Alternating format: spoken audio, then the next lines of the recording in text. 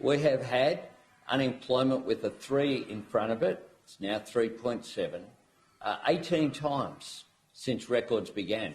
15 of those have been under this Labor government. We have cheaper childcare. We're dealing with TAFE and additional education places as well. We've had our energy price relief plan. We have Medicare bulk billing being the incentive being tripled.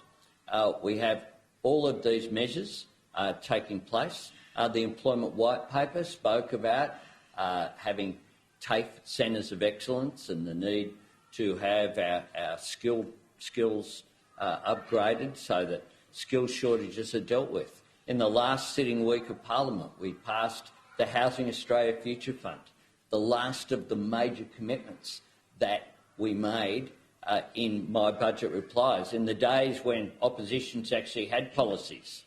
The current opposition just say no to everything, including this. They don't have any alternative plans, they don't have any policies, they just have a commitment to destruction. They have from the Tony Abbott playbook, and recently Peter Dutton went to a function celebrating Tony Abbott and that style of government.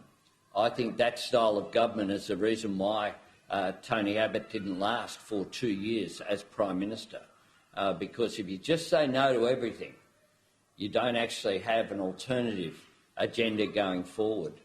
Governments need to be proactive. Governments need to shape change, or else change will shape the country. The future will shape the country. We need to seize the opportunities that are there.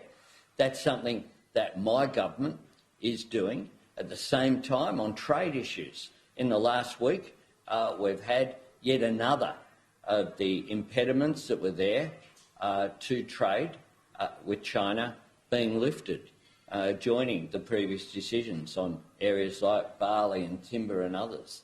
We are working here in Australia every day, but we're working in Australia's national interest every day as well.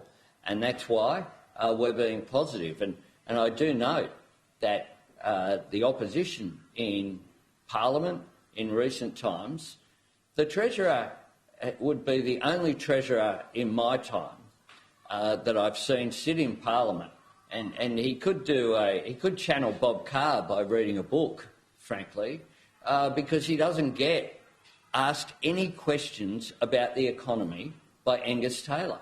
The opposition have been obsessed by destroying everything that they see, whether it's voting against the Housing Australia Fund, Future Fund, or their activity on The Voice, where they've asked questions in Parliament that they know are not true. No one in the opposition actually believes that a non-binding advisory committee of Aboriginal and Torres Strait Islander people is going to sit around and say, where do you think our nuclear-powered subs should go? What do you think the Reserve Bank should do about interest rates? They know that's a nonsense, and yet they've raised these scare campaigns obsessively and have ignored cost of living.